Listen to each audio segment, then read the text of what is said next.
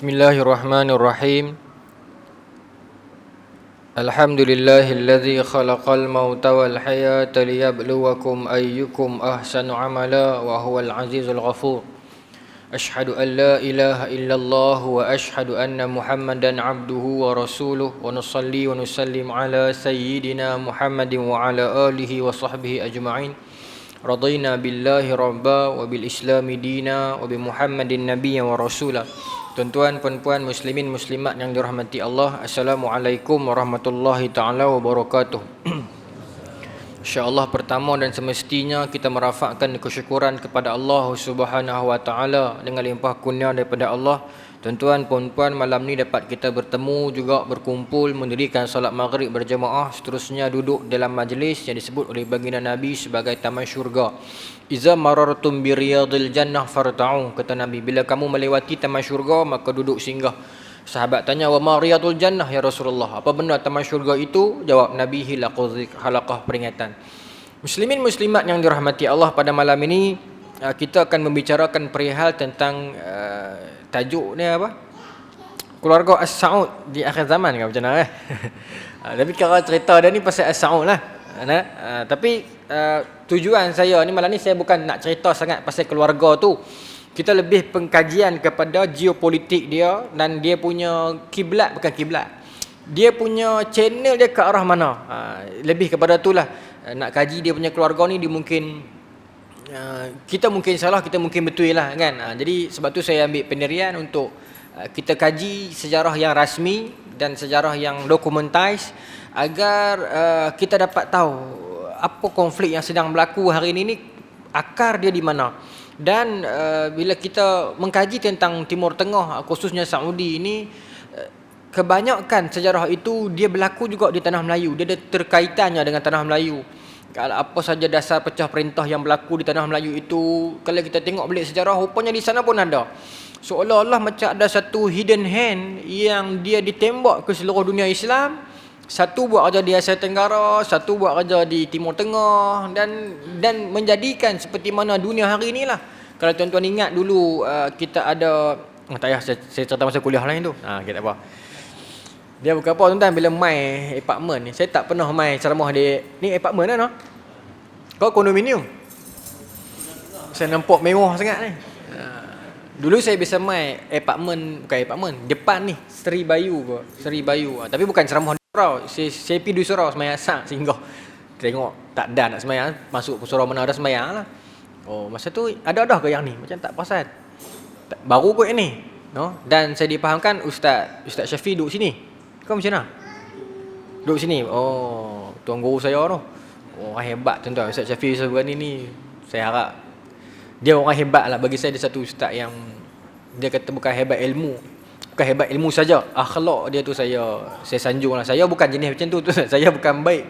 Saya bukan main lain orang baik. Bukanlah jahat gitu. Jahat silap dipanggil. Saya orang muda biasa. Saya yang anak-anak muda yang follow saya lama, dia beritahu lah, saya bukan bidang agama asalnya. Saya bidang mula-mula sains. Lepas tu sampai habis PMI, SPM. Habis SPM saya dapat result tak apa elok lah. Tak elok tu tak ada lah, teruk sangat, 4A, B itulah. Tapi saya tak dapat tawaran mana-mana. Akhirnya saya masuk tingkatan 6. Saya buat syariah. Masa tu baru saya kenal agama sikit-sikit. Sebelum tu saya duk kira sains ya. Apa-apa pun saya agama ni kurang sikit. Tapi walaupun masa tu di rumah tu ditanamkan agama kuat, tapi kita sendiri ni tak rupa nak mau. Yalah zaman muda-muda tuan-tuan. Zaman kami muda-muda tu, zaman tu Allah, zaman muda, no? Abang angkat, kau angkat, adik angkat, semua kan angkat lah. Kan? Tapi bila dah mati tingkatan 6, Tuhan uji saya, U mana pun saya tak dapat. Saya masuk tingkatan 6 syariah, baru kenal agama masa tu. Barulah kenal agama. Sebelum tu pakai tudung pun tak pergi sekolah. Kita 5. Kita 6 masuk syariah, baru kenal agama. Dan rupanya di sana Tuhan atung. Bila saya ambil syariah, saya baru kenal sikit-sikit, belajar sikit-sikit. Tapi Arab tak ada. Sebab orang kata syariah celup. Belajar semua, istilah bahasa Arab semua belajar. Tapi grammar Arab tu tak dapat. Dia punya nahu, dia punya surah tu tak dapat. Sekadar dapat istilah saja. Kita belajarlah semua. Segala qawaid fiqhiyah, segala hadis hukum, ayat hukum, semua belajar. Tapi penstrukturan grammar Arab saya tak dapat. Hanya hafal perkataannya lah. Jadi tak sedap juga. saya sambung degree counselling di UAE. Saya dapat saya punya STP alhamdulillah 3.75 masa tu. Saya masuk UAE buat counselling. Saya memang minat nak kaji manusia ni. Tapi Tuhan punya kuasa, takdir Allah, yang bekas UAE tahu lah kan. Sebelum kita masuk ke kuliah utama kita tu, setahun kita kena basuh dulu dengan kelas bahasa. Kan? Dia ada kelas, dia panggil CELPAC, Arab dengan English. Dia kena bagi piau dulu kuat, barulah second year tu baru masuk first year untuk kelas kita punya course. Barulah align dengan saya punya syariah tadi tu, adalah Arab. Barulah dapat Arab tu. Jadi, tapi bila saya habis mengaji tahun 2000, cerita saya no. Malam ni no. Kata nak cerita keluarga Saud. Saya bukan keluarga Saud. Saya nak cerita sikit je lah. Orang tu nak build confident ni. Dia macam tu tuan-tuan, bila kita tak nak buat confident, cerita benda lain dulu. Saya habis belajar 2015, saya tak balik main terus. 2014 saya tak balik main terus. Saya duduk di KL, saya buat menulis buku dengan skrip drama. Adalah 2-3 buku dan drama lah. Buku sekarang saya ada dalam dah 12. Drama 3-4 lagu tu lah. Okay.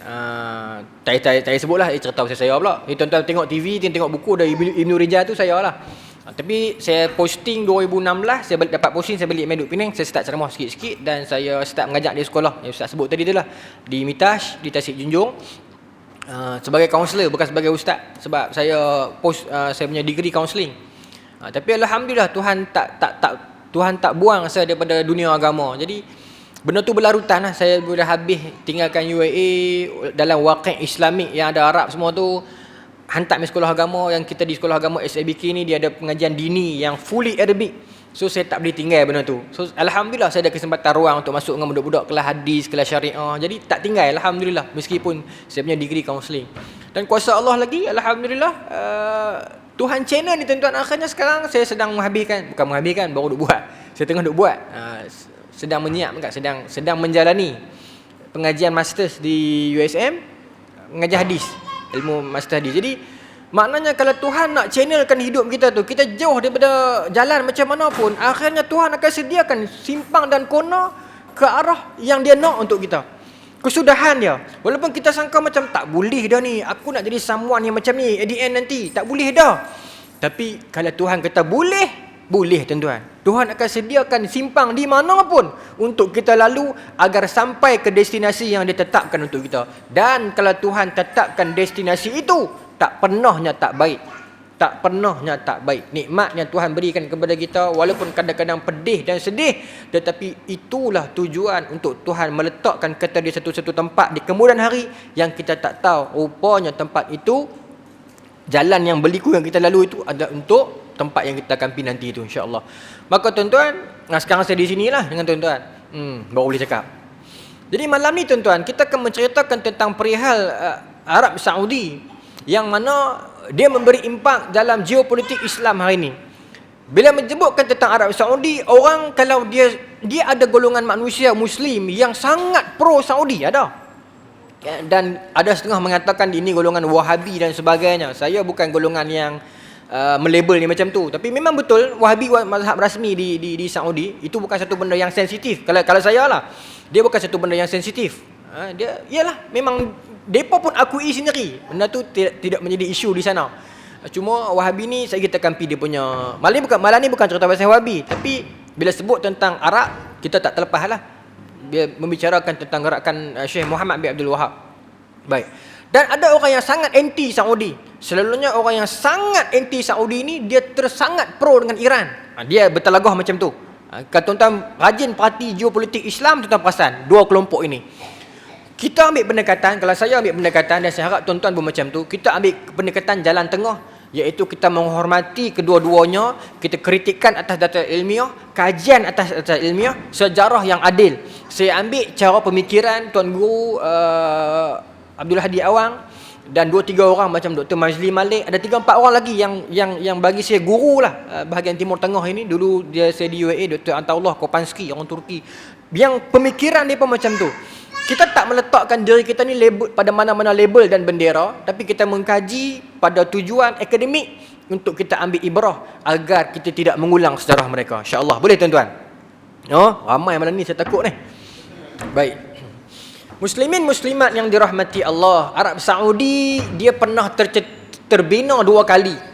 Kalau kita buka dalam internet hari ini ataupun dalam sejarah Saudi, dia merdeka September 1932. To be exact 23 September. Kalau saya tak salah, tapi September 1932. Kemerdekaan Saudi, iaitu Abdul Aziz Al-Saud menubuhkan negara Saudi. Tetapi yang sebenarnya Arab Saudi pernah terbina sebelum tu lagi, 1808, iaitu yang dibina oleh Muhammad bin As-Saud, okey, pakatan dengan Muhammad bin Abdul Wahab. Sebab itulah bendera Saudi ada 2 pedang. Kalau kita tengok dalam makna bendera dia itu, satu pedang melambang Muhammad bin Abdul Wahab, satu lambang lagi melambangkan Muhammad bin As-Saud. Memang ada gabungan ini. Muhammad bin As-Saud merupakan pembesar di wilayah Najd masa tu. Bukan Hijaz. Hijaz ini Haramain, Mekah, Madinah. Dia Najd. Ketika itu di Hijaz ada orang lain. Ada golongan Syarif, bukan Syarif Hussein lagi, Syarif Ghalib nama dia. Baik. Saya nak ringkas, saya nak bagi storyline malam ni dia tersusun cantik. So kita bermula dengan kurun ke-19 dulu. Kurun ke-19 ni, 1800 ke atas. Dalam tempoh ini tuan-tuan, sudah ada gerakan daripada golongan Yahudi yang ingin menuntut agar dapat tanah Palestin. Hari ini tuan-tuan, polemik apa pun yang berlaku atas dunia hari ini, khususnya di Timur Tengah, saya meyakini atas kajian semuanya berkaitan dengan Palestin. Semua. Walaupun konflik itu kita nampak macam tak make sense, macam tak ada kena-mengena. Tetapi sejarah mengajak kita tuan-tuan, dalam Perang Dunia Pertama, punca Perang Dunia Pertama adalah tertembaknya, terbunuhnya Duke Ferdinand kan, di Sarajevo. Yang kita sangka tak ada kaitan dengan Islam pun. Tiba-tiba selepas Perang Dunia Pertama tamat, apa yang jadi? The collapse, jatuhnya Uthmaniyah, the fall of Uthmaniyah. Punca orang lain punya pasal. Bila perang, habis perang, kita yang jatuh. Sama macam Perang Dunia Kedua 1939. Punca dia adalah ketidakpuasan hati Hitler terhadap perjanjian Versailles Treaty tu. Dia tak puas hati pasal perjanjian itu tak adil, menekan Jerman. Habis Perang Dunia Kedua, pakat pompang-pompang perang, habis Perang Dunia Kedua 45, apa kesan dia? Kesan dia adalah Palestin dapat kat Yahudi. Dia masuk dah 45-47. Maknanya musuh-musuh Islam akan create satu suasana yang orang Islam jadi macam tak sensitif. Dia anggap, biar pilah, yang ni bukan kena-mengena dengan kita, ni semua bab politik, tak ada kaitan dengan kita. Rupanya pada akhirnya kita akan dilipat oleh sejarah tersebut. Ini perancangan, ini deception golongan-golongan pembenci Islam yang bagi saya mereka ni ada PhD lah dalam penipuan, cukup pakar, dan benda itu merebak sampai ke tanah Melayu. Saya akan buktikan sekejap lagi. Baik. Maka sudah ada agenda-agenda untuk cucuk. Orang muda kata cucuk, orang tua kata hasut lah, hasut. Untuk hasut golongan 2 penguasa di tanah Arab. Satu golongan Syarif yang menguasai Haramain, satu lagi golongan keluarga As-Saud ini, penguasa, untuk lawan keluar daripada Turki. Ringkas cerita masa itu, Muhammad bin As-Saud dia ambil pengaruh daripada Muhammad bin Abdul Wahab. Muhammad bin Abdul Wahab ada pengaruh pengikut. Muhammad bin As-Saud ada pengaruh politik. Kerana itulah sampai hari ini seringkali kita dapat tengok golongan agama akan mencari golongan politik, dan golongan politik akan mencari golongan agama. Kerana masing-masing ada pengaruh, masing-masing membantu each other. Nah, cuma ada yang dengan jalan kebaikan, ada yang dengan niat yang tak elok. Tetapi senantiasa 2 golongan ini, sama ada mereka bertempur, dan mereka akan bersatu pada akhirnya. Sebab kedua-dua golongan ini saling memerlukan antara satu sama lain. Kalau orang politik itu tidak mesra orang agama, dia sukar nak dapat undi. Dan kalau orang agama itu tak lunak dengan orang politik, dia sukar nak survive dalam kehidupan dia. Contoh, kalau dia ada pusat pendidikan ke dan sebagainya, dia nak ceramah ke apa ke, orang politik boleh sekat dia tak boleh survive. Dan orang politik pula, kalau dia kasar dengan orang agama, rakyat ataupun masyarakat akan tak suka kat dia susah nak raih undi. Kerana itulah 2 golongan ini sentiasa bersatu dalam agama manapun, termasuk agama Kristian dan sebagainya. Memang mereka sentiasa mencari satu sama lain. Macam saya kata tadi, boleh jadi kadang-kadang untuk kebaikan, dan kadang-kadang untuk keburukan. Ada dalam sejarah, iaitu golongan ulama yang menghalalkan apa saja pemerintah buat. Ni dululah, cerita dulu ni kan. Tapi ada juga yang baik, ulama yang baik, macam dalam tamadun Melayu kita ada Sultan Iskandar Muda, Sultan Iskandar Sani, yang merupakan ulama dan juga merupakan raja dan merupakan juga disebut sebagai awliya Allah, antara wali Allah. Di Pulau Pinang kita ada ramai. Kita ada Raja Said Abu Taha Ibn Sultan Alang Alauddin, orang sini. Di Pulau Pinang ni ada Tok Mawar. Ni semua pembesar-pembesar, raja-raja daerah. Yang raja daerah, raja lah, tapi dia raja daerah. Pasal masa tu Kedah terlalu besar. Yang juga raja, yang juga pembesar, yang juga pahlawan silat, yang juga waliullah. Dan mereka ini juga mujahidin, pejuang. Ini saya kita kampis lagi, yang ada kaitan sikit. Maka ini yang berlaku. Maka tuan-tuan, tercetus revolusi peringkat awal 1808, tercetuslah Saudi pertama. Tapi masa tu gerakan Wahabi subur, dah meluah dah. Tetapi Muhammad bin Abdul Wahab dah tak ada masa tu. Muhammad bin Abdul Wahab dia meninggal tahun 1793. Maknanya masa Saudi naik dia dah tak ada dah. Tetapi gerakan dia subur lah. Pahaman Wahabi tu sampai hari ni masih ada. Di Saudi tak tahulah, saya mungkin berbeza lah. Bagi saya kalau dia amankan di tempat dia saja, tak mengganggu golongan yang dalam wakil kita ni, bagi saya that's no problem untuk dia lah.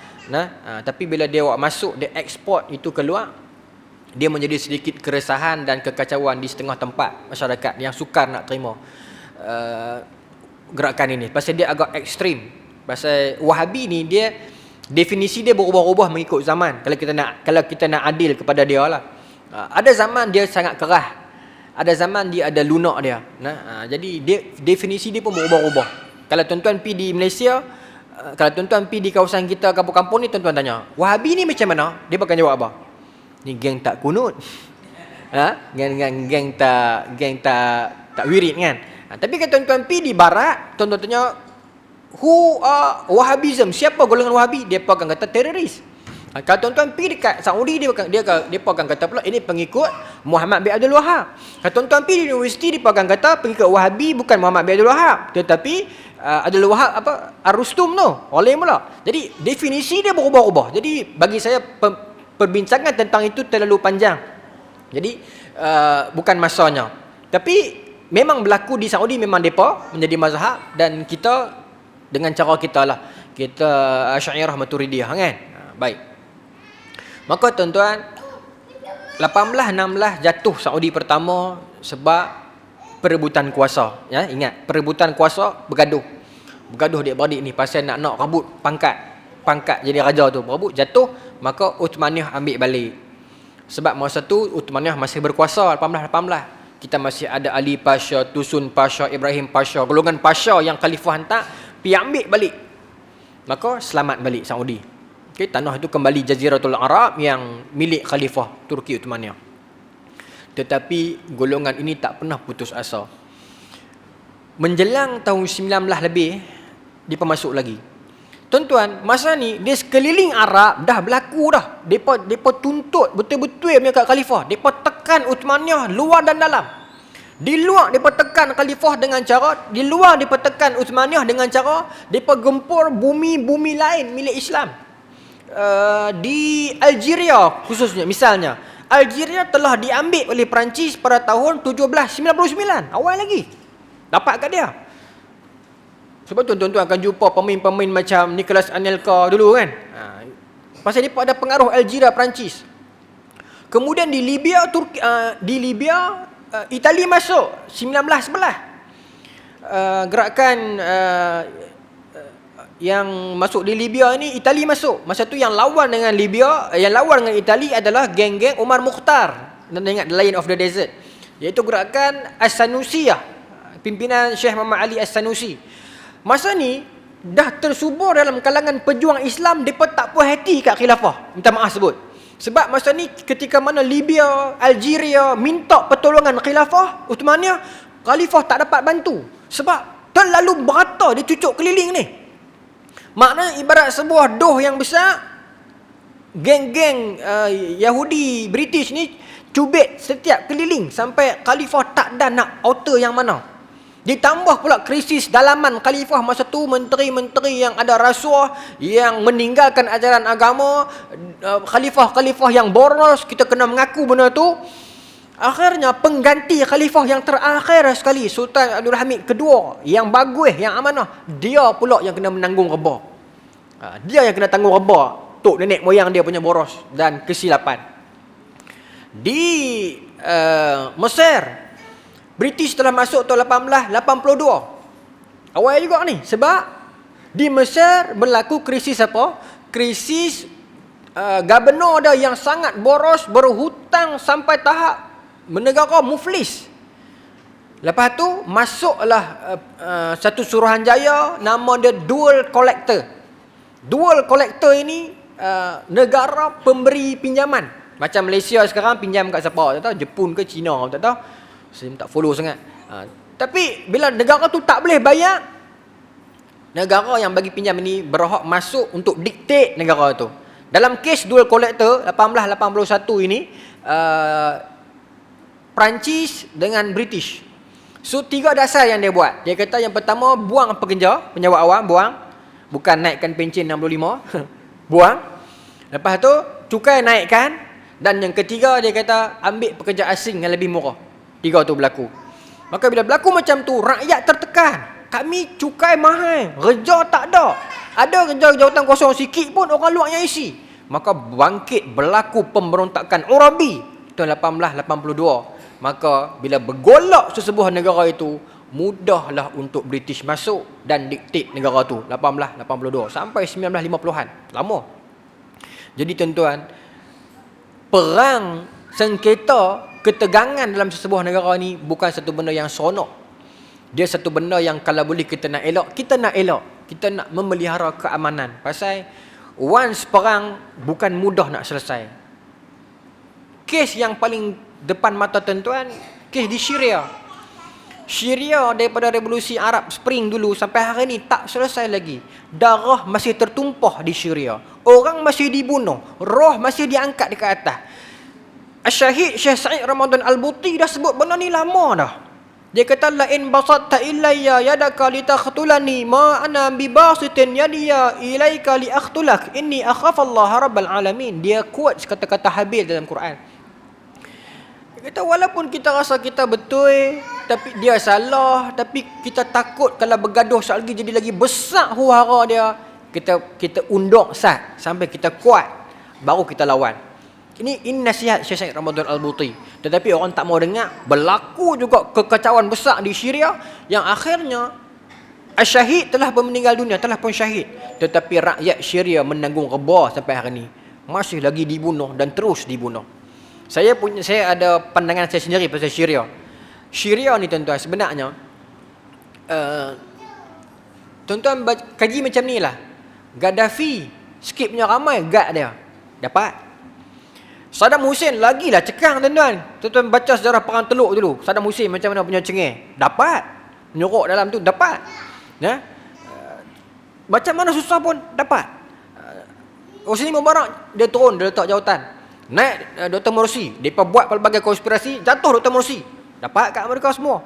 Okey, Iraq dapat kat Nuri Maliki kan. Semua dihantar proksi dia ganti. Libya habis, semua geng-geng Amerika masuk jadi negara Suruhanjaya PBB ni, depa yang tentukan pemerintahan sementara. Dapat. Tetapi tuan-tuan rasa susah sangat ke mereka nak dapat Bashar Assad? Sejujurnya tuan-tuan, tuan-tuan rasa susah sangat ke mereka nak dapat Bashar Assad ni? Tak susah. Tapi kenapa? Dia saja prolong benda tu. Sebab lagi lama perang, lagi ramai orang Syria akan mati. Sebab perang akhir zaman di antara Nabi Isa, Dajjal, Imam Mahdi berlaku di bumi Syam, di bumi Syria.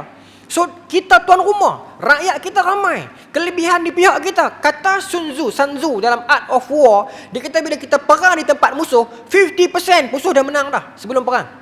Sebab dia lebih tahu tempat dia. Maka dalam akidah kita, dalam hadis sebut perang akhir zaman berlaku di tanah Syam, di Syria. Jadi in order for them to survive untuk perang akhir zaman, we need to minimize. Kita kena kurangkan orang-orang Islam di Syria ni. That's why mereka buat biar perang lama lagi tak apa, lagi ramai mati. Dalil Hadis Ummu Syuraik sebut, dia kata Rasulullah kata orang Islam pada akhir zaman akan dihalau oleh tentera Dajjal sehingga akan mereka naik ila ru'usil jibal.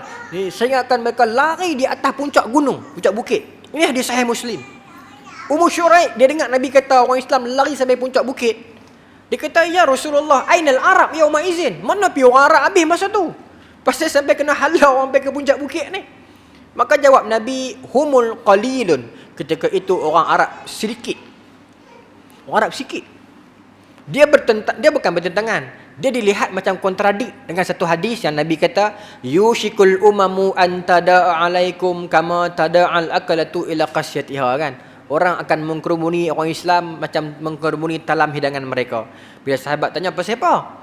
"Wa min qillati nahnu yauma iz." Adakah kerana ketika itu orang Islam sedikit? Nabi kata apa? "Bal antum yauma izin kasir." Masa tu orang Islam banyak. Hadis ni kata orang Islam banyak. Hadis ni kata orang Arab sikit. Kedua-duanya matan yang kuat.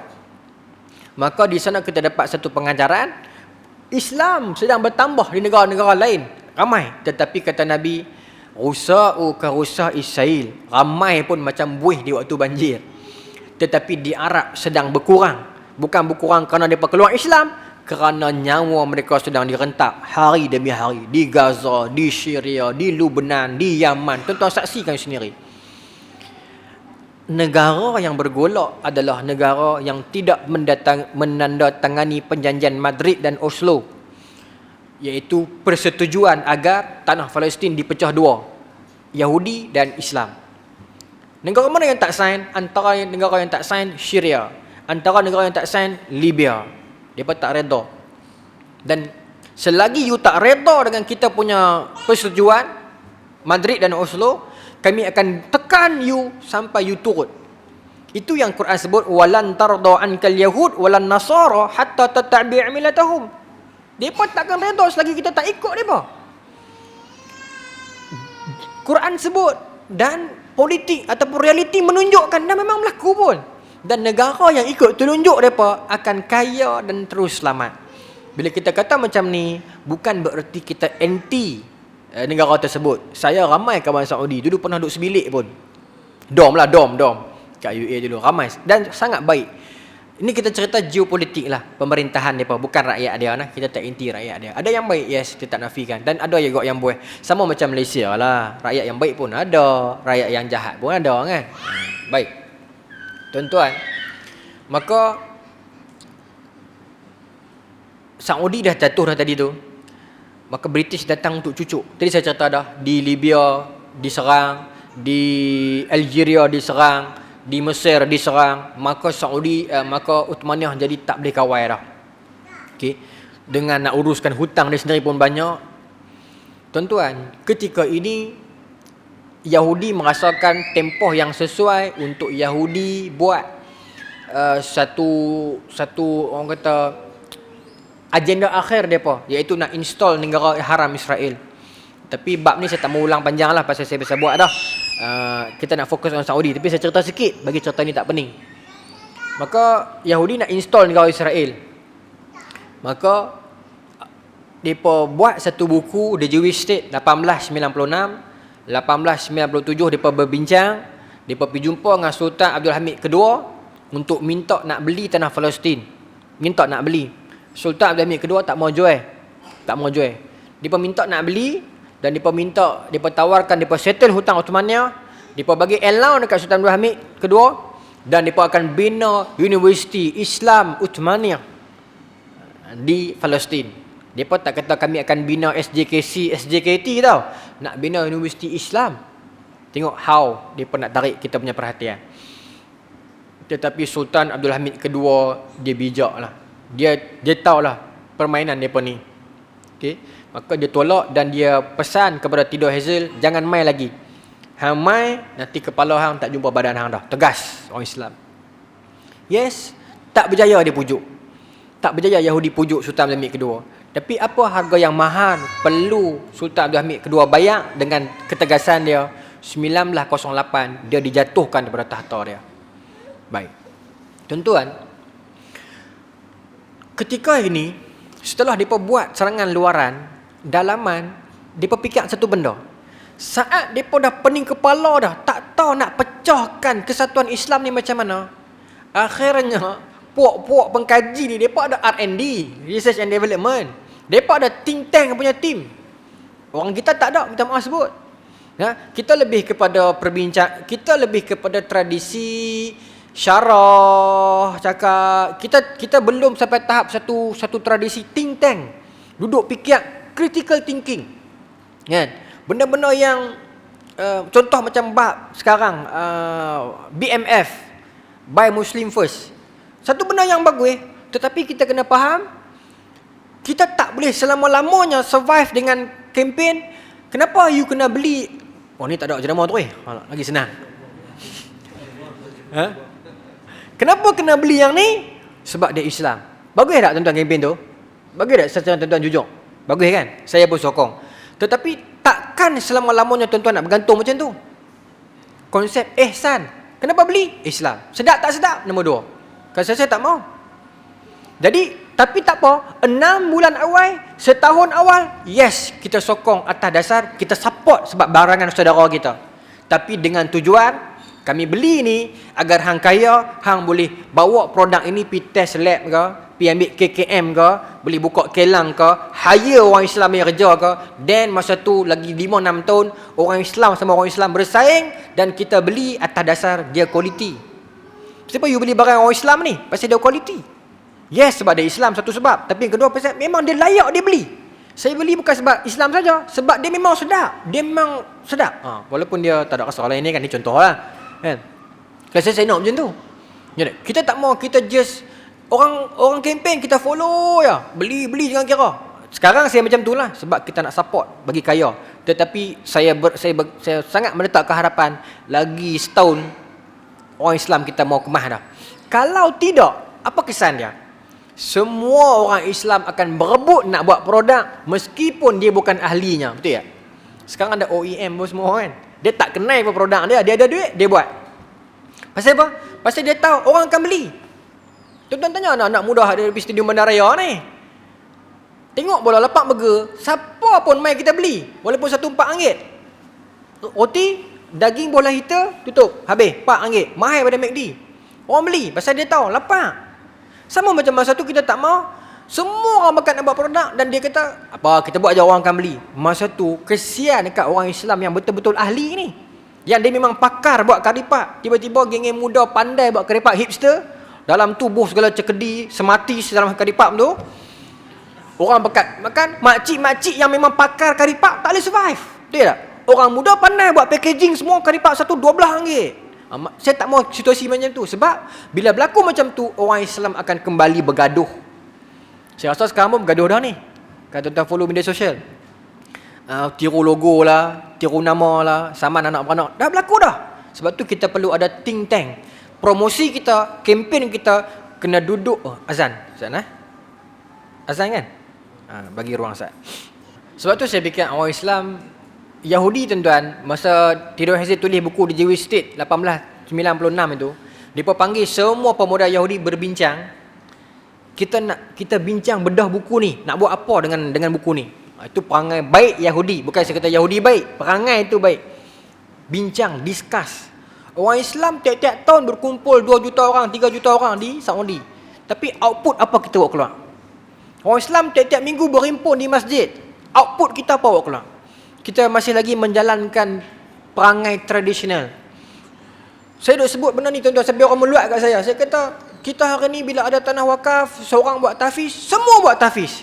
Kenapa kita tak create satu pemikiran, kita buat kilang ke, kita buat ladang ke, kita buat farm ke, kita buat sama no?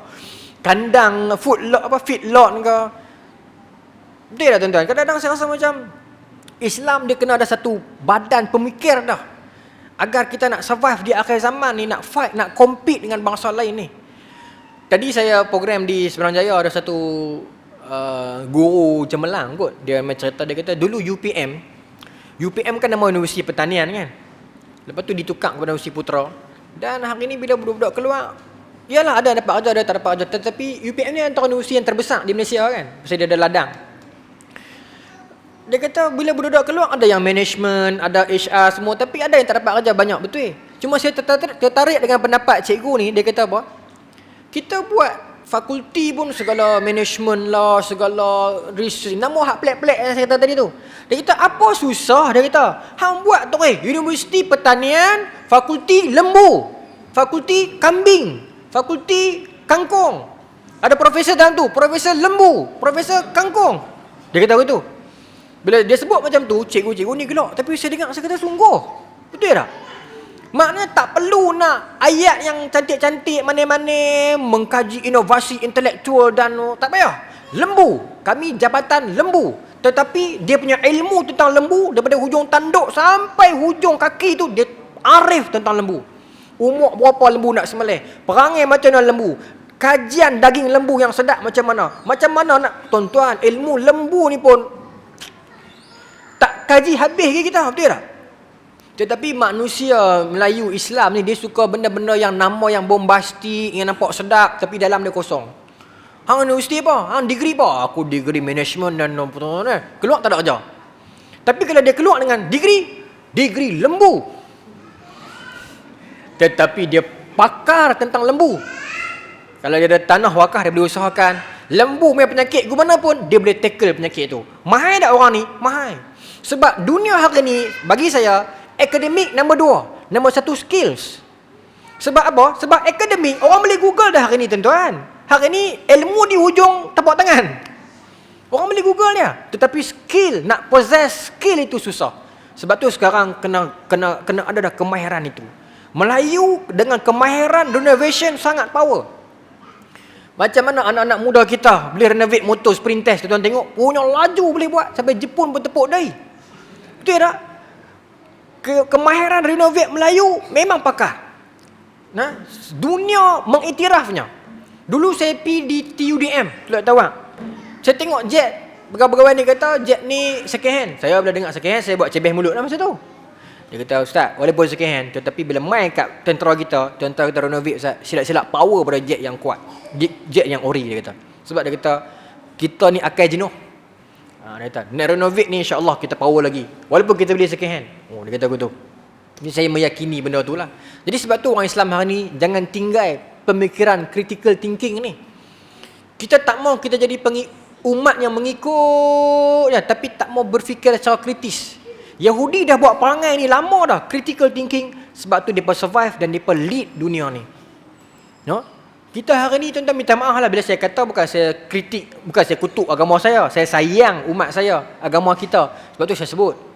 Ya. Tapi hari ni kita berbalah dengan benda-benda kecil yang kita rasa tak selesai pun. No? Benda-benda yang sangat remeh kadang-kadang perbalahan kita ni yang kita rasa macam move on lah, kita ke depan lah. No? Baik. Tuan-tuan, saya ada masa lagi 20 minit. Tak cerita Saudi lagi ni. Sebab saya rasa macam benda ni kena sebut. Dia tak? Kita mengalami masalah yang sama. Tiap-tiap tahun surau masjid masalah lembu. Stok tak cukup, raya haji. Tapi kita ada tanah, kita tak mau belah lembu. Belah lah. Masjid belah. Nah, esok ambil kat masjid tu, masjid dia untung. No? Tapi kita tahu kita ada masalah tu. Kita tahu, tapi kita tahu kita ada masalah tu dan kita tahu kita ada aset tapi kita tak gunakan. Pasal kita ada kerenah birokrasi yang banyak. Saya cerita hari tu di mana? Tunjang. Satu budak muda, dia tak ada kerja apa. Ni dia pergi jumpa dengan kami ni. Ya, dia sekarang dia pergi kerja kilang. Dulu dia kerja gali kubur. Bila mana dia tinggal kerja tu, dia pergi kerja kilang. Orang kampung kata kat dia lah, dia ni kerja gali kubur elok-elok, pergi kerja kilang, balik maghrib tak semayang. Orang kata kat dia. Kita punya style, kita tak suka kata kat orang, kita pergi tanya pasal apa. Rupanya dia kata gali kubur, dia dengan umur 30-an, sekali gali RM180. Bahagi 3 orang, mungkin dapat dalam RM80. Dia seorang, lagi 50, seorang, lagi 2 orang pekerja dia. Tak tahulah dia bagi macam mana. Kalau bulan tu ramai mati, okey lah. Tapi takkan dia nak ada orang bagi orang mati. Okey, baik. Jadi apa dia buat? Dalam keadaan hari ini, kepakaran penggalian kubur tak ada. Tak ramai tuan-tuan. Tuan-tuan percayalah, lagi 10 tahun, masalah gali kubur akan jadi masalah besar. Bukan gali senang-senang tuan-tuan. Ukuran dia, kiblat dia. Saya gali tanah untuk nak tanam kucing, kucing accident. Bubuh kucing, kaki terkeluar. Tak cukup dalam. Halai lah saya kata. Tak larat dah. Dia pun gali 7 kaki dalam. Dia tak tuan-tuan? Nak cari anak muda yang sanggup spend masa untuk gali kubur sukar. Di kebanyakan tempat orang tua-tua. Kapal korek baik tak boleh masuk. Bukan boleh korek cantik macam tu. Kena tangan juga. Maka tuan-tuan, dia pergi suggest dekat satu masjid ni. Dia kata, boleh tak bayar saya sebulan 300 fix. Dan saya akan stay di sini. Saya buat kerja gali kubur. Tak ada orang mati, saya pun stay jugalah. Masjid kata tak boleh, susah. Dia kata payah sekali lagi, kerenah banyak lah, apa nak bagi gaji kat hang apa semua. Lala dia pun nak survive, nak kahwin dekat dia pun. Biar jaga lah. Tuan-tuan, saya nak tanya tuan-tuan, 300 berat ke untuk masjid? Nak bagi. Sedangkan perjanjian dia kata, tak apa, masjid bagi saya sebulan 300. Orang mati banyak mana pun tak apa, tak mati pun tak apa, 300 saya dapat sebulan, fix amount. Tapi, lepas tu bila ada orang mati, keluarga tu tak payah bayar kat saya dah. Keluarga bayar kat masjid. Siapa yang untung? Masjid yang untung.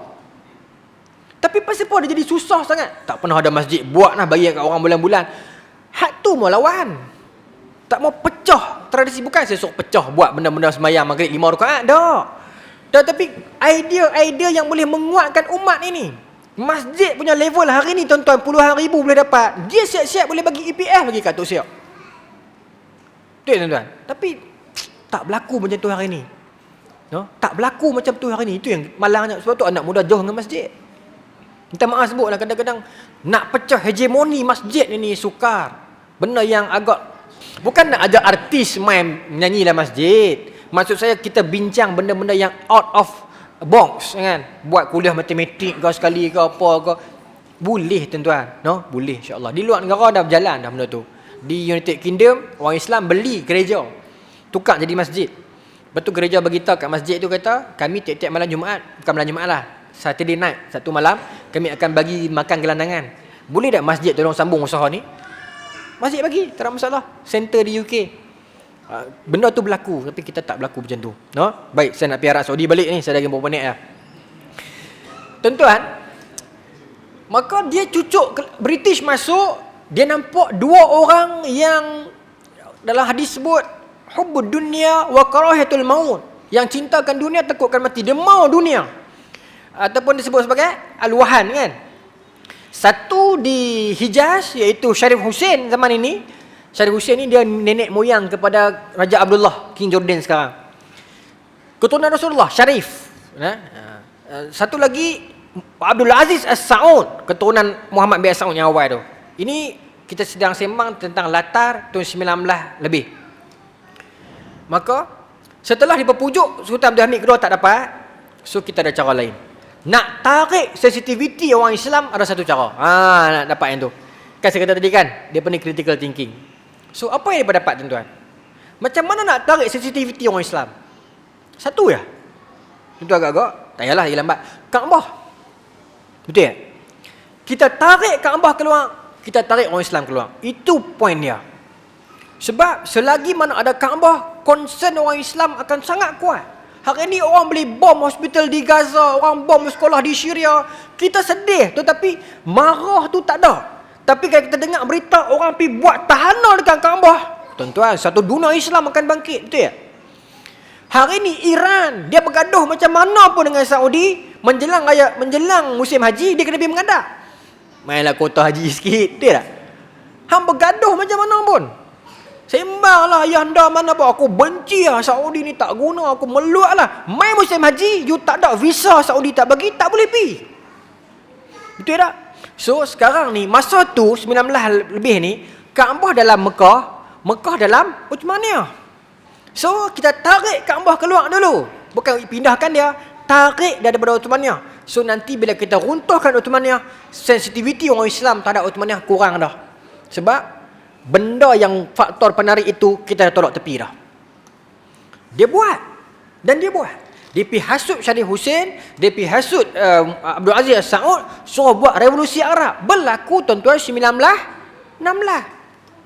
Sampai hari ni Arab Saudi meraihkan sebagai kemerdekaan dia apa? 1916. Arab revolusi. Revolusi kepada siapa? Bukan kepada British, kepada Uthmaniyah. Macam mana sebuah negara dia boleh kata kami dapat hurriyah, kemerdekaan ini atas revolusi kepada khalifah sendiri? Sampai hari ni tuan-tuan sejarah dia apa? Ini bukan fitnah, ini dia boleh cek sendiri. Kalau dia kata macam Malaysia, kita merdeka daripada British, okeylah, merdeka daripada penjajah. Kalau hang kata hang merdeka daripada Uthmaniyah, takkan hang nak kata Uthmaniyah ni penjajah? Dah ditanam dah. 1916 tercetus revolusi Arab. Syarif Hussein pun lawan, Abdul Aziz Saud pun lawan. Tetapi masa ni Uthmaniyah pun kena mengaku juga. Orang Turki jadi sombong. Bila dia rasa dia boleh kontrol dunia Islam, dia sombong. Masa tu ke dalam kalangan orang Turki dia kata apa? 1 ekor kuda Turki lagi bernilai daripada 10 orang lelaki Arab. Jadi orang Arab dengar tak terbakar, tuan-tuan. Kemudian dicucuk dengan perangai dengan jarum Asabiyah. Siapa? T.E. Lawrence of Arabia. Dia masuk, dia kata bahasa Arab, bahasa Quran bahasa Arab. Rasulullah lahir di tanah Arab, Kaabah di tanah Arab, bahasa syurga bahasa Arab, Nabi bangsa Arab. Tiba-tiba orang Arab nak duduk bawah Turki, koman apa ni? Apa? Dia cucuk macam mana? Maka British kata, sekarang kami bagi barang-barang, kami bagi senjata, kami bagi duit, lawan lah. Benda ni berlaku tak sekarang, tuan-tuan? Dalam dunia moden? Berlaku ni, di Syria sekarang ni. Di Syria, di Mesir, di Iraq, berlaku ni. Mana mai funder banyak-banyak ni, Toyota Hilux masuk penuh ISIS ni, mai mana? Dia dah, tuan-tuan. Siapa bagi duit? Malaysia, PKM, Parti Komunis Malaya, 1931, 1930. Tiba-tiba kaya ada duit. Mai mana ni? Berlaku. Dia akan masuk di setiap tempat. Maka melancarkan revolusi 1916. Malangnya, tuan-tuan, di saat orang Islam berperang satu sama lain, As-Saud lawan Syarif Hussein, lawan Uthmaniyah. 3 penjuru lawan. Pasal 3-3 ni tak setuju. Maka at the same time, meanwhile, 1916 juga berlaku apa? Sykes-Picot Agreement. Perjanjian Sykes-Picot, iaitu perjanjian pemetaan tanah Arab. British dan Perancis duduk di satu meja. Ini disebut dalam buku kajian Dr. Fadullah Jamil. Dia kata mereka duduk kat meja, minum kopi, tak pasti kopi Muslim ke kopi apa. Duduk minum, ada peta Arab, lukis dengan pen. Yang ni hang punya, yang ni aku punya, yang ni hang punya, yang ni aku punya. Macam gambar Dunia 4 Belalang. Ini sejarah dunia, bukan cerita konspirasi blog, bukan. Ini sejarah dokumentasi. Di saat masa tu orang Islam duk lawan sangat aku, depa duk bahagi dah tanah orang Islam. Yang Syarif Hussein sangka dia akan dapat Arab. Bila revolusi itu berjaya, Turki terpaksa buang tanah Arab daripada bawah khilafah. Maka Syarif Hussein dengan pantas dia tabalkan diri dia khalifah yang baru. Ini kesilapan dia. Syarif Hussein kata, I am the new king. Dia gelarkan nama dia Malikul Arab, Raja Arab. Maka di sini Yahudi sudah marah. Yahudi kata, aku bagi duit ke hang bukan suruh jadi raja. Aku bagi duit ke hang suruh jadi boneka. Hampir jadi raja apa? Dia ditendang. Ditendang ke tanah Jordan hari ini. Abdul Aziz As-Saud ambil perhatian, pandai berlakon dan tunjukkan dia begitu patuh dengan British, dan dia diberikan tanah Saudi kepada dia. Bermula itulah sampailah hari ini kiblat dan vision Saudi ikut kopi apa yang US buat. Saya buktikan. 32 merdeka, 33 US mai parking dia punya kapal korek minyak Standard Oil Company di Saudi. Pasal bila Saudi merdeka bukan ada apa Saudi, tuan-tuan. Dia ada padang masyarakat. Amerika buat mai tekan dia punya mesin minyak, jumpa minyak yang sangat banyak. Maka 33 bagi stesen minyak, bagi minyak, 44 tubuhkan Aramco, dan 46 dia bagi satu pinjaman yang sangat besar, $100 juta untuk bangunkan minyak Saudi. Tuan, asalkan you follow kami ya. Maka ketika itulah Saudi turut apa sahaja US buat. Dan tuan-tuan, tak pernah ke Saudi lawan? Pernah sekali. Zaman bila? Tahun 73. Siapa? King Faisal. Saudi dah berapa king setakat ni?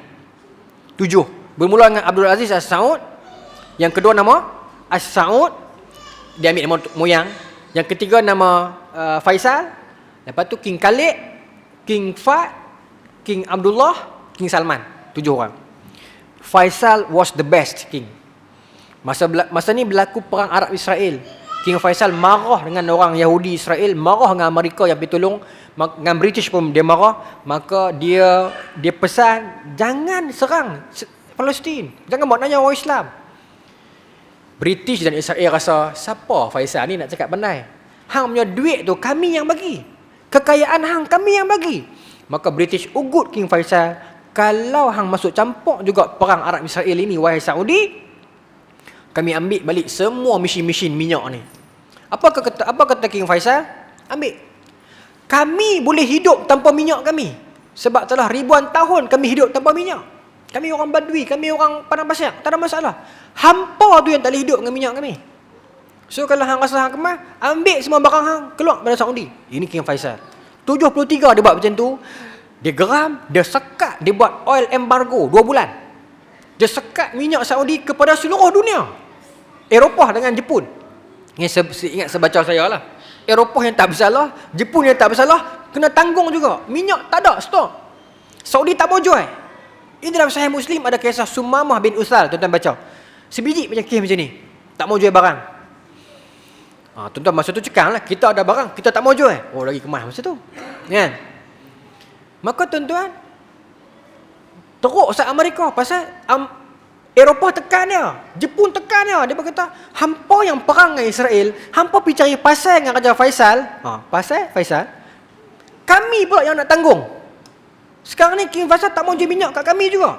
Maka bila Eropah punya kesatuan tekan, Jepun tekan, maka tidak ada pilihan lain, dikendorkan peperangan tersebut, bernafas saatlah Palestin. Nampak? Kuasa BMF ni bukan tak ada kuasa, ada kuasa. Bukan tak ada kesan, ada. Ya? Sebab tu kita kena mantapkan ekonomi. Okey, orang Islam sama orang Islam jangan meniaga tipu. Karipak kentang bubuh betul-betul, jangan buat oksigen. Ya? Betul tak tuan-tuan? Kadang-kadang penanya orang Islam sendiri. Yang tu kadang-kadang kita sedih, no? Kalau tak erti buat, jangan buat. Kadang-kadang kita singgah beli ayak tepi beli ayak kan, teh air sedap. Kalau hang betul-betul pandai buat sedap, silakan jual. Tapi kalau hang tak pandai buat, sekadar orang menyerah, aku menyerah bila bancuh-bancuh punya tak sedap, tak payahlah jual, nanya orang. Betul tak tuan-tuan? Nanya. Ya, saya cukup tak boleh. Saya pula hantu teh air. Tak boleh. Pasal tak boleh buat, jangan buat. Tidak nanya orang. Okey. Jadi kalau tak sedap dengan tak ada usaha bagi sedap tu lain. Kadang-kadang nasi lemak ni kurang sedap, okeylah. Ni sampai tak ada usaha nasi lemak ni.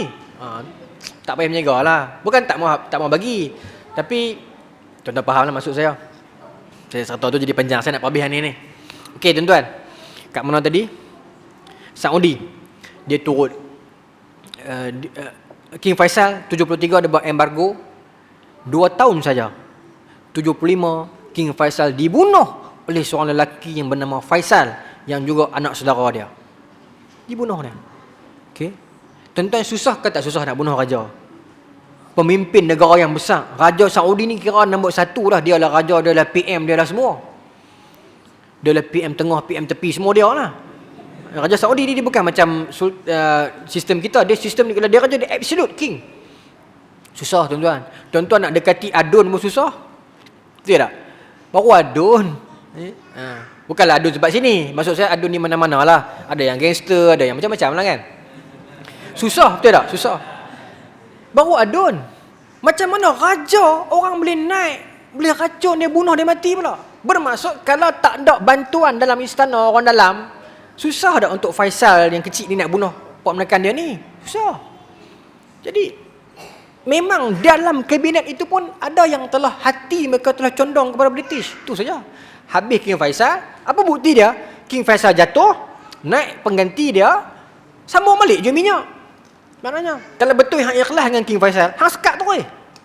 Betul tak tuan-tuan? Main macam mana hebat pun jet orang luar. Lah tak boleh potong dah tuan-tuan. Amerika punya jet, Rusia punya jet terlalu gila advance.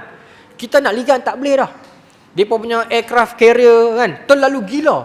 Depa punya kapal selam ni bawa sampai selam 3 tahun tak payah naik darat, boleh survive.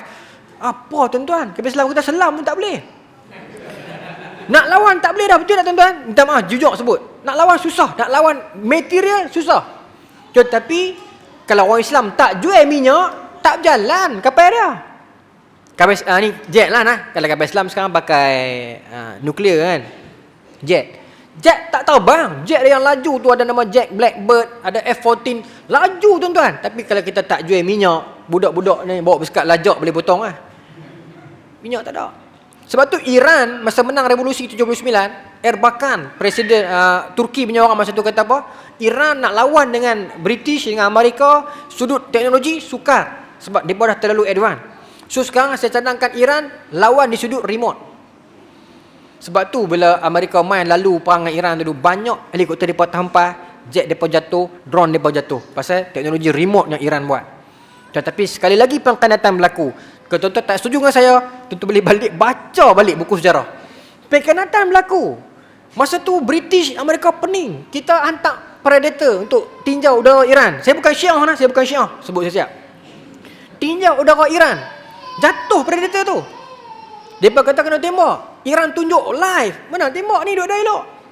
Kami buat turun pakai remote. Teknologi untuk hack sistem tu. Maka tuan-tuan, apa berlaku?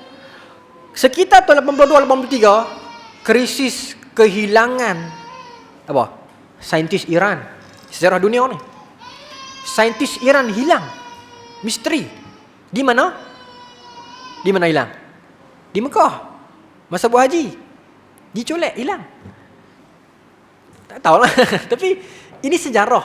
Saya tak tahulah cerita saya ni lepas tak lepas ni. Tapi sejarah ni bukan politik ni sejarah. Boleh buka buku mana pun. Hilang. Saya tak kata Saudi jahat, tapi di dalamnya ada. Nah, saya tak kata Iran baik, tuan-tuan betul Iran macam mana. Tapi itulah sejarahnya begitu. Jadi saya cerita bab sejarah, saya tak mahu sebut orang punya politik depa punya kaedah depa, politik saya tak mahu. Okey, tapi itu sejarahnya. Kemudian tuan-tuan, masa 1916 ni menang dekat dua orang ni. Syarif Hussein menang, dia claim dia raja. As-Saud menang, dia pun nak claim dia raja. Bergaduh dua orang ni. Bila bergaduh dua orang ni tak selesai pertempuran antara golongan yang pro Wahabi dengan pro Sufi ni sampai hari ni ya. Okey, satu. Tapi apa British buat masa ni? British kata kami tarik diri, kami tak tahu, kami tak terlibat. Ni peperangan agama. Sedangkan British yang cucuk suruh bergaduh. British yang laga-lagakan antara kedua-dua ni suruh bergaduh, kemudian dia pull back, dia kata kami tak tahu apa-apa pun. Ini perangai British. Dia buat di Malaysia tuan-tuan. Khususnya di tanah Melayu dia buat. Khususnya di mana? Ni saya cerita tu kan, sikit. Tuan-tuan, Pulau Pinang dapat kat British pertama dapat tahun 1786. Kira Francis Light. Tuan-tuan kalau baca kajian sejarah orang putih, bila Francis Light masuk Pulau Pinang, ingat dia masuk seronok ke? Dia masuk susah hati. Sebab apa? Di pulau ketika ini dah ada tok-tok guru yang nama dia Tok Keramat. Tuan-tuan kenal Habib Noh, wali besar Singapura. Ayah dia di sini. Di pulau ni. Nah, dia tak senang duduk. Jadi sebab itulah Francis Light apa yang dia mampu buat cuma pelabuhan. So dia buat pelabuhan untuk fight dengan pelabuhan di Kedah. Kota Kuala Kedah. Tetapi masa tu buy Muslim first telah ada. Mai saudagar-saudagar Arab, saudagar-saudagar kerajaan Islam India, lalu dekat depan pelabuhan Francis Light, dia tiba lap sikit, dia terus pergi ke Kota Kuala Kedah. Bukan dia boykot pelabuhan orang British, tapi dia support pelabuhan orang Melayu Kedah. Maka Francis Light tak boleh buat apa-apa, pening dia. Sampai dia mati. Apa British nak boleh buat? Nak lawan Sultan Kedah tak boleh. Pasal Kedah yang bagi tanah Pulau Pinang. Jadi nak buat macam mana? Cerdiknya British, dia pergi hasut Siam suruh serang. Tai. Bukti dia 1821 perang besar-besaran tuan-tuan. Tapi saya tak mau cerita yang tu pasal nanti jadi panjang lagi. Saya cuma nak cerita lepas perang 1821, 1826 perjanjian Berni. Siam pergi bagi tanah seberang perai yang Siam dah dapat ni dekat British. Pasal apa? Tak ada pasal pergi bagi. Pasal apa? 1826 perjanjian Berni, 1832 ubah sempadan. Dapat.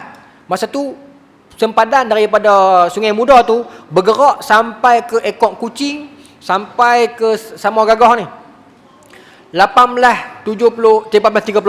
1874 perjanjian Pangkor. Siam bagi lagi tanah Siam yang Kedah ni, Siam dah dapat dah masa tu selepas perang Kedah Siam, bagi kat British lagi sampai ke Bagan Serai.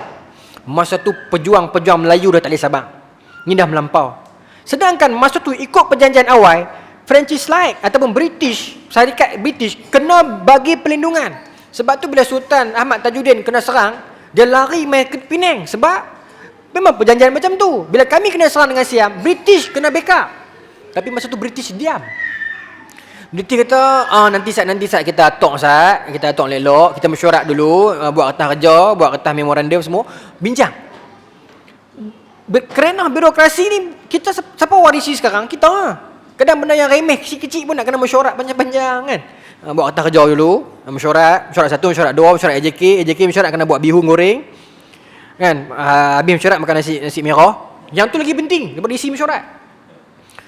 Dan sejarah menyebutkan Belanda mai, Perak mai, Selangor mai, Patani mai tekan British di sini.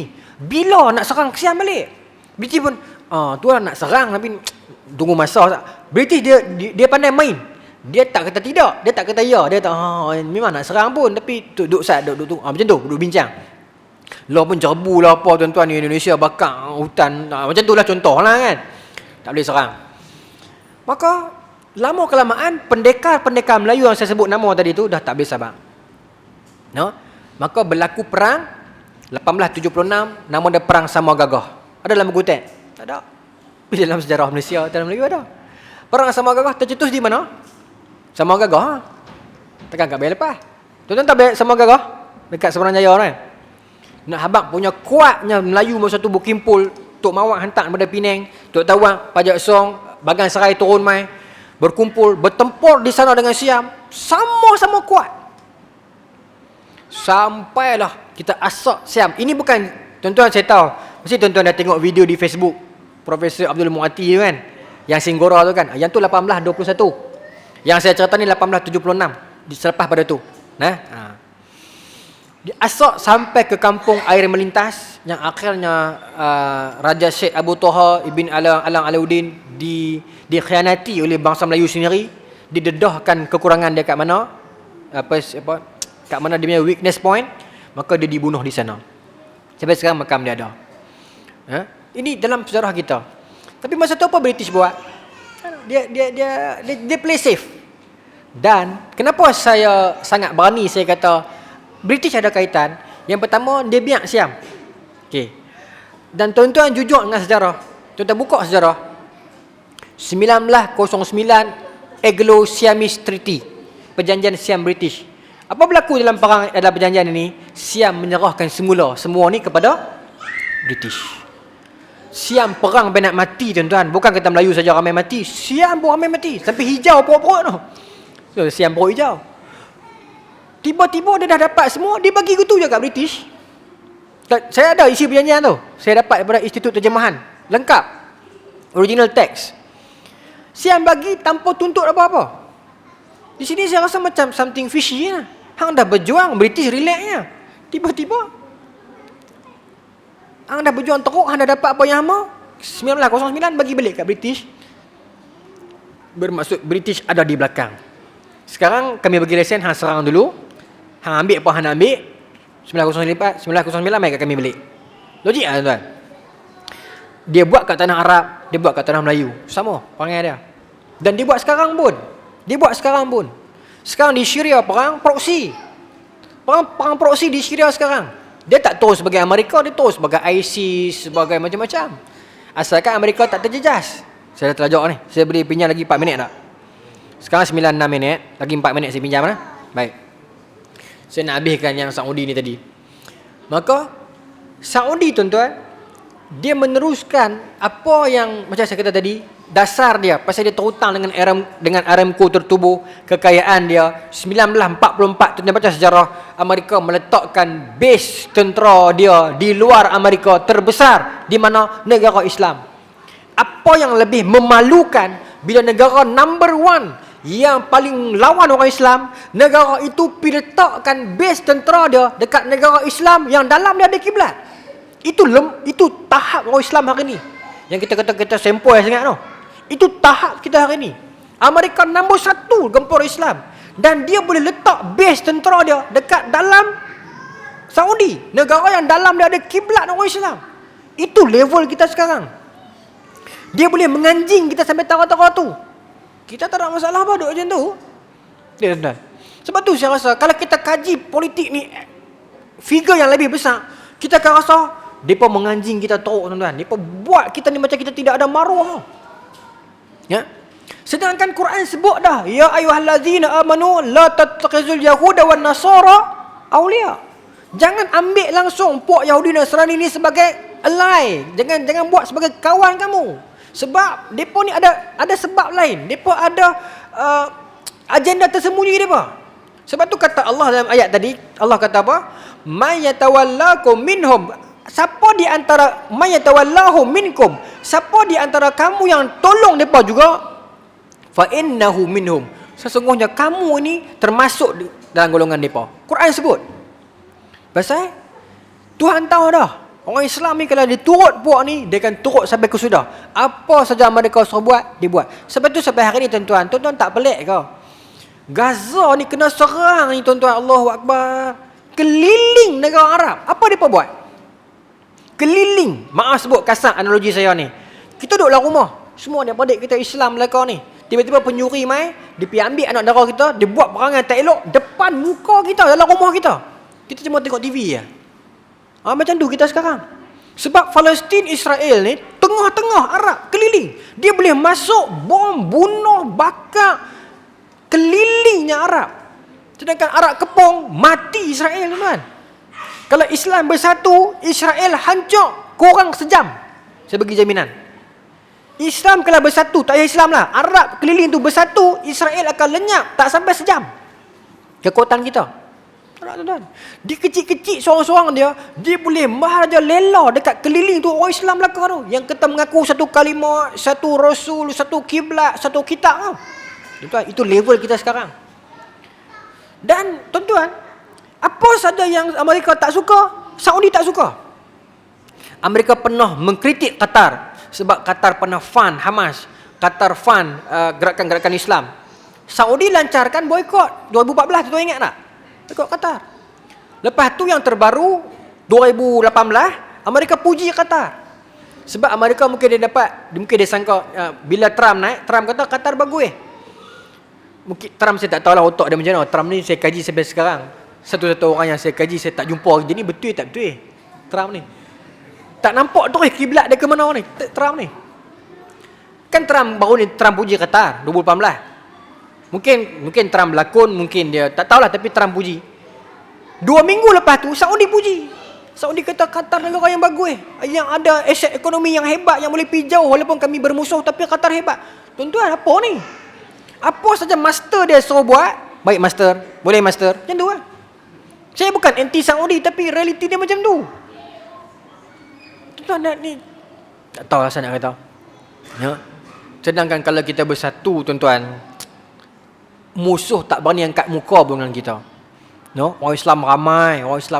Dan sedangkan sekarang ni Eropah pun dah banyak condong ke arah kita. Orang buat poll dekat internet kan, sokong Israel ke sokong Palestin. Ramai sokong Palestin walaupun bukan Islam. Maknanya perjuangan Islam ini, orang Islam dah tentu sokong dah. Orang bukan Islam yang profesional, dia sokong atas dasar kemanusiaan. Kesian kat orang Palestin ni. Tapi kita tak mau move untuk bergerak. No? Dan hari ini seperti mana yang berlaku sekarang lah. Di Syria, di Libya, di Mesir, di Turki. Dan tuan-tuan, Saudi kalau dia tak belajar sejarah, dia akan terima nasib yang sama macam sebelum ni kena. Saya bagi contoh. Sebenarnya sejarah ni panjang. Kalau saya nak patah balik lagi awal, dulu dia ada sejarah bagaimana pembantu revolusi Rusia, revolusi di Amerika yang dibunuh.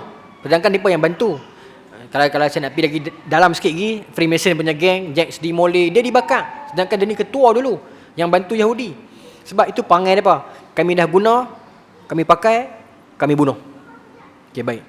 Tapi tak apalah, saya nak pergi sejarah moden sikit. Saddam Hussein. Okay, Saddam Hussein tu tuan tahu sejarah perang Teluk. Bagaimana dia serang KC di Kuwait, okay, macam mana dia Iran, apa yang dia dapat fund daripada Amerika. Yes, bagus. Bukan bagus. Yes, dia dapat. Tetapi once dia dah pakai, tuan-tuan, apa tujuan bila Saddam Hussein buat macam tu? Amerika boleh gunakan kesempatan itu untuk masuk campur. Dia dapat gunakan base dia di Saudi. Ini yang mereka buat. Dan Saddam Hussein dia nampak benda tu. Yang akhirnya dia lawan mereka balik. Tapi harga dia yang dia kena bayar, dia dibunuh. Dunia tahu dia dibunuh.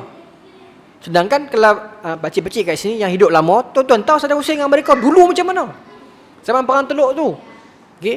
Tapi akhirnya zaman kita anak muda ni, kita nampak Amerika tekan Saddam, bunuh dia. Saudi kalau tak belajar daripada benda ni, dia akan terima nasib yang sama. Betul? Sebab Amerika dia tak peduli. Siapa pun hang, kami pakai, kami guna, kami buang. Ini perangai, maaf sebut, orang tak suka sebut ni. Perangai Yahuda dan Nasara, gabungan dua ni. Dalam bahasa moden dia kata Illuminati lah. Pok ni yang keluar, dua ni yang bergabung sekali ni. Perangai mereka. Kami dah pakai, kami tendang. Nah, seperti mana yang berlaku tuan-tuan, maaf sebut, yang ni mungkin politik Malaysia sikit. Dulu masa Jepun mai, apa British buat, dia fund PKM gila-gila punya, bagi senjata bagi. Bila Jepun dah kalah, British masuk, dia sepak terajang pokok ni pula. Pokok ni pun jahat jugalah, yang keganasan komunis tu kan. Tapi kita tak boleh nafikan peringkat awal daripada berjuang tu, yang geng-geng Melayu tu. Ada kan? Tak boleh nafikan juga. Yang ganas pun ganas juga. Tapi itu yang British buat. Dia dapat balik, dia tenang pula. Dia tak peduli. Dia tak peduli. Jadi Saudi kena main kuliah ni. Sebab sejarah dia akan berulang. Kalau kita tak kaji sejarah, ikut track dia, sejarah akan patah balik ajak kita. Sebab tu tuan-tuan nak keluar simpang, tuan-tuan duduk dalam kereta, nak keluar simpang, tuan-tuan akan tengok depan ke tuan-tuan tengok belakang? Dalam kereta, nak keluar simpang ni, kereta duduk lalu mai. Daripada simpang tuan-tuan nak masuk jalan main road, tuan-tuan akan tengok depan ke tuan-tuan tengok belakang? Belakang, betul tak? Nak tengok kereta belakang nak mai tak mai? Okey, kosong baru tuan-tuan keluar masuk. Okey, tuan-tuan tak dapat lagi ni, saya cerita balik. Ni main road. Ni main road. Tuan-tuan daripada sini nak masuk main road ni. Okey, tuan-tuan duduk belah sini. Tuan-tuan nak keluar masuk ke main road ini, tuan-tuan nak tengok depan ke tuan-tuan tengok belakang? Belakang. Nak pastikan belakang selamat. Itulah sejarah. Untuk kita jalan lebih lancar dekat depan, kena tengok belakang. Sebab itu cermin depan satu, cermin belakang tiga. Kiri, kanan, kiri, kanan, tengok. Atas, tiga cermin belakang, depan satu ya. Bukan kita belajar sejarah untuk seronok, tapi untuk kita memperbetulkan depan kita. Wallahu ta'ala alam tuan-tuan, mudah-mudahan kita ada jodoh, kita jumpa lagi. InsyaAllah. Esok saya main lagi kan? Esok saya di USM. InsyaAllah tuan-tuan doakan saya. Nanti Ustaz Syafiq balik, tuan-tuan kisah salam noh. Tuan guru kita yang hebat tu insya-Allah. Terima kasih banyak-banyak. Minta maaf tuan-tuan, saya punya style.